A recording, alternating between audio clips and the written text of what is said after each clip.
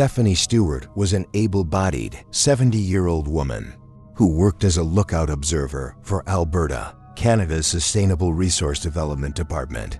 During the summer of 2006, also known as a fire spotter, Stephanie's position included watching for signs of wildfire, particularly smoke during the wildfire season, which generally lasts from April to September. Although it can vary year to year, other duties include reporting local weather conditions, several times per day monitoring and recording RAIO relay transmissions from other nearby workers, and maintaining all buildings, as well as outbuildings on the property. The job is known for being physically and mentally taxing, as those who have worked in the position say. The quietness of the picturesque surroundings can be isolating, as many lookout towers are in highly remote areas. Stephanie was an experienced outdoors woman who had previously climbed Mount Kilimanjaro and bicycled across Canada solo. She also had 18 years of experience as a fire spotter, which made her uniquely qualified for her position. At that location, Stewart was stationed at the Athabasca Lookout Tower. 12 of her 18 years working as a fire spotter had been spent there. She spent her downtime at the lookout gardening, painting, embroidering, and reading. Alarm sounded when on August 26, 2006, the co-workers of Stephanie Stewart started to worry as she had not called in the morning weather report to the main station, one of her primary job duties, which also connected her to the outside world. After repeated attempts to reach her were unsuccessful, a company was dispatched to her cabin at the Athabasca Lookout. Upon entering this small cabin, it was clear to her co-worker that a struggle had occurred. There was a smear of blood on the stairs leading up to the cabin, and the inside was in a state of disarray.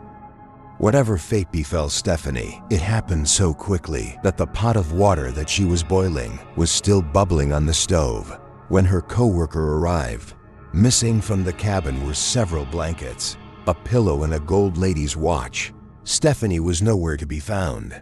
On the lookout grounds, authorities were immediately contacted, and an extensive search and rescue effort was performed, both in the wilderness and the surrounding Athabasca Lookout. With no results, authorities have stated that they do not believe Stewart fell victim to an animal attack, although they are unable to concretely explain the smear of blood on the stairs. Her death has been ruled a homicide, and law enforcement seems sure that she was met with foul play. At this time, no further information about Stephanie Stewart's disappearance has emerged. There have been no clues nor leads in the case, and no remains have ever been found.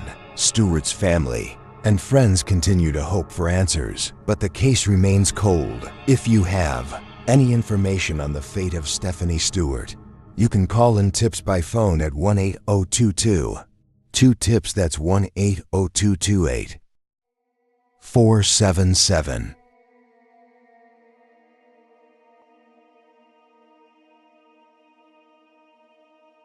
Mahaley Leanne Bertrajo, born December 21, 1983, loved music from a young age, growing up in Sohomulad, Quebec. Mahaley Leanne's mother said that she was always trying to get a band together. Her parents recalled her as reckless, sometimes getting in trouble, and sometimes hanging out with friends who were bad influences. Those close to Maki Law also said that she was open to and interested in all cultures and nationalities, as evidenced by her dual language mastery. She spoke English as well as her native language, French, with equal fluency.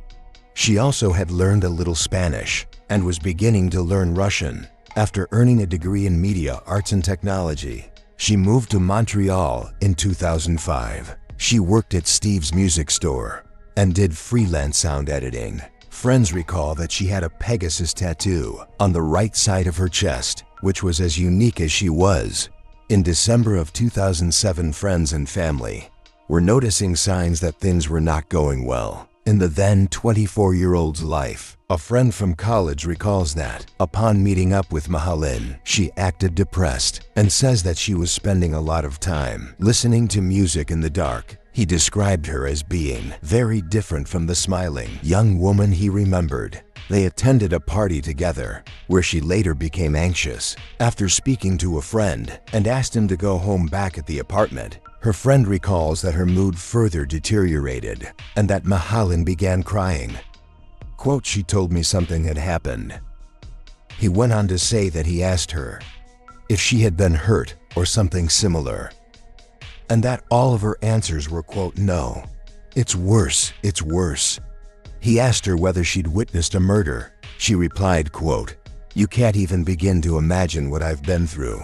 The friend tried for several hours to get her to open up, but she would not. He got the impression that she did not want to put him in danger too. Marilyn told her family that she wanted to get out of Montreal because she no longer felt safe living alone. She told her mother that she would explain everything when she finally came home. On February 10th, 2008, the 25-year-old abruptly left her apartment and returned to her parents' house in Quebec City. Over the next 6 days, her family traveled twice to Montsville to move her out. They noted that she was visibly depressed, and at one point she even asked her sister if there was a light at the end of the tunnel. They repeatedly questioned her about what had happened in Montpleil, but she would not talk. Mahalin denied that her problems involved drugs, debts, or relationship. But when her mother asked if Mahalin had been hurt, her face allegedly took on a pained expression. On the morning of February 17th, 2008, Mahalin said that she wanted to go for a walk by herself. Her mother convinced her to stay a while for coffee. Her mother said, quote, "I was worried because she was in a precarious psychological state. She was anxious." Mahalin soon left, after promising to be back that afternoon. She was wearing a long, black overcoat with gray fake fur trim and suede boots. She took no identification other than her credit card. Mahalin's handbag was left at home near the door, along with a brand new pack of cigarettes. Shortly after 11 a.m., Mahalin stopped at an Atierman Boulevard de Longueville in Lowetville and attempted to withdraw 60 Canadian dollars, a transaction which was declined. Security camera recorded this transaction.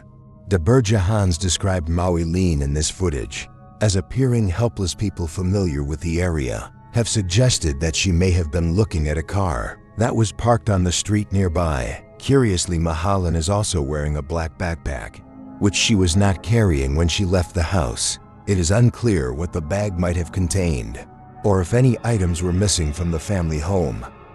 At 4:03 p.m., Madeline bought a cup of coffee at Café Depot, 12 miles south from her parents' house.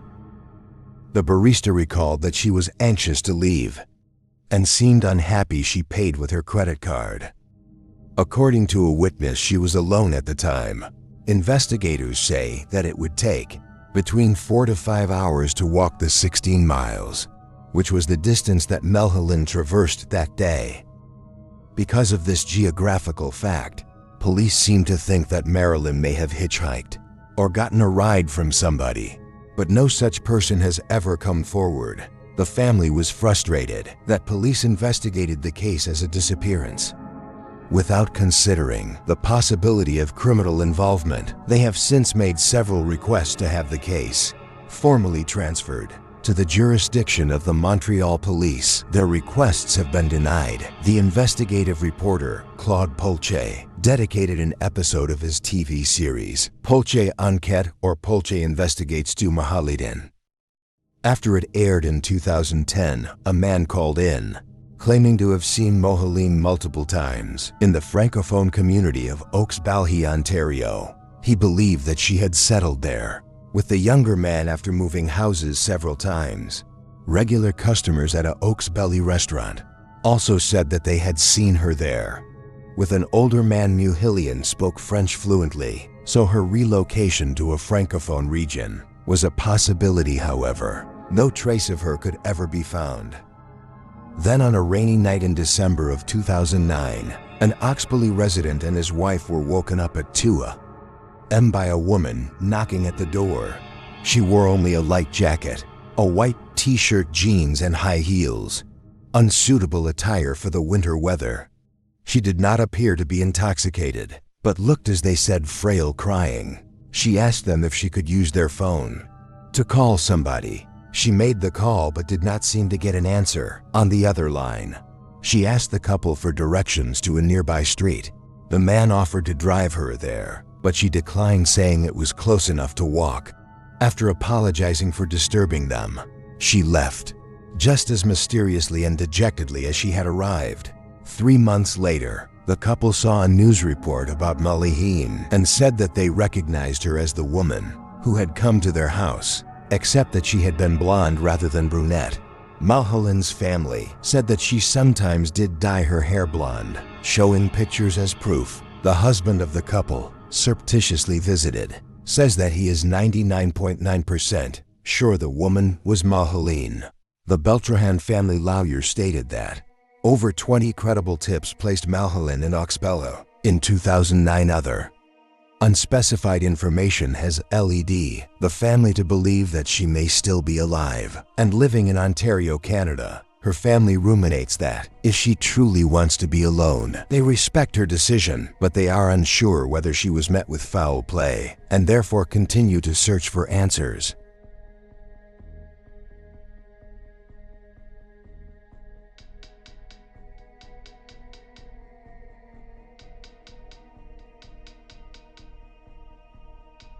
Scott and Amy Fandel, ages 13 and 8, were siblings living with their mother in Sterling, Alaska on the evening of September 4, 1978. Scott and Amy and their mother Margaret, along with Margaret's sister Kathy, who was visiting from out of town, went out to eat at a Sterling bar and grill called Good Time Charlie's. At around 10 p.m., Margaret and Kathy dropped the children off back at home and returned to Good Time Charlie's to have some drinks alone.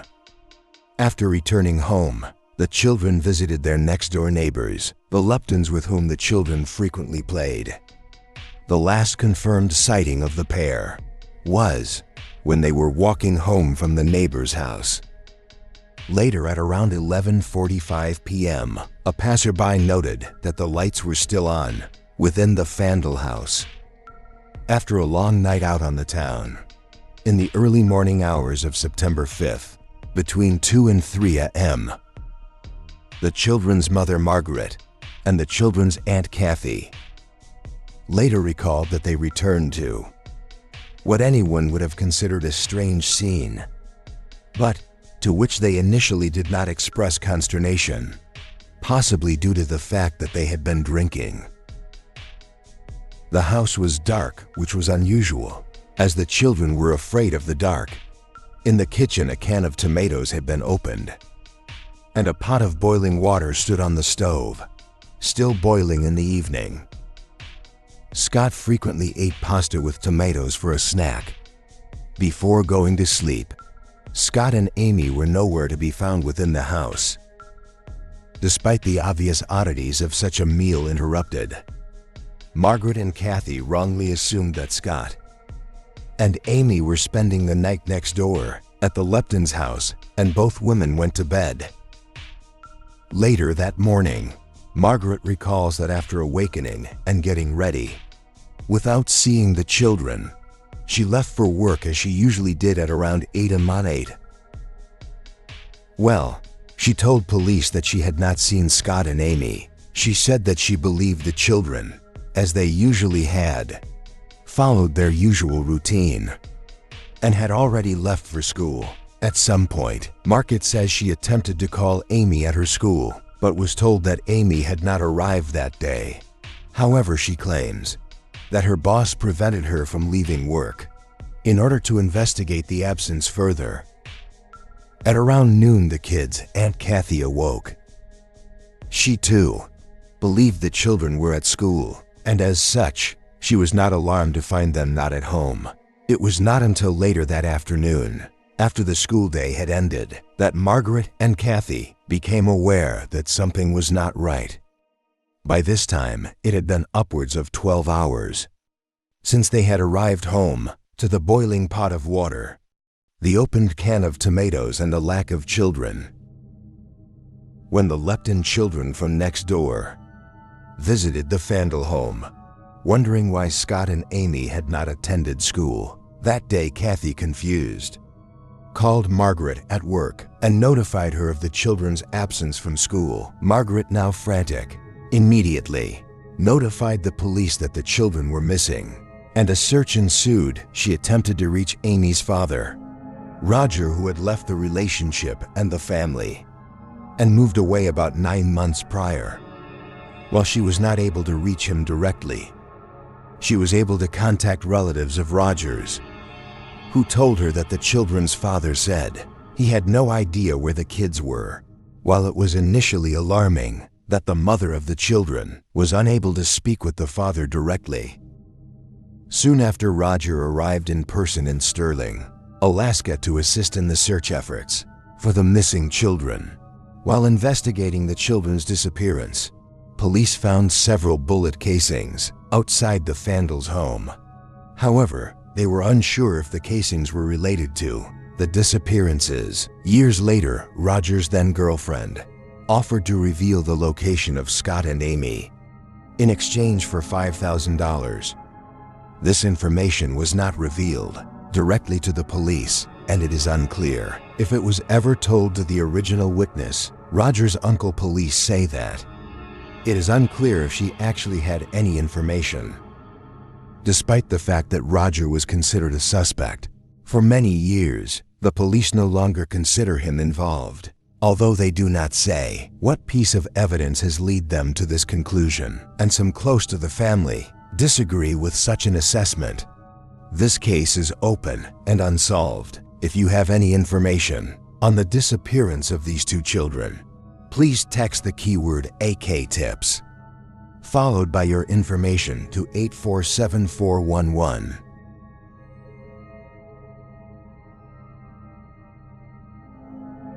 Patrick Carnes, known as Pat by his friends, was 86 years old when he and his dog named Lucky left for a road trip on April 13, 2011. As was his habit, he was driving his green Subaru back to his hometown of Reno, Nevada from Ohio, where he had been visiting his family. Despite his advanced age, the much-beloved man known as Uncle Pat was physically and mentally robust and frequently made the long trip. At around 9 p.m. that night, he was stopped and warned about an illegal lane change he had made while driving on the highway close to the town of Wells, Nevada. A former truck driver himself, it was unusual that Pat seemed to be following closely behind a tractor-trailer's rig, as evidenced by dashcam video taken by a state trooper.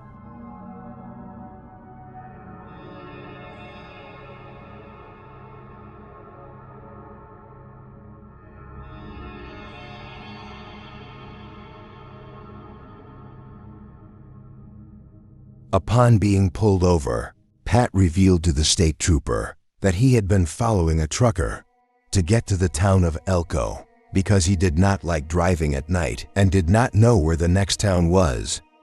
He also stated in the police interaction that Elko was where he intended to book a motel for the night. Authorities were unable to identify this specific rig, which was in such close proximity as it continued on its way after Pat was pulled over. That was the last time that Pat and his dog, Lucky, were ever seen again.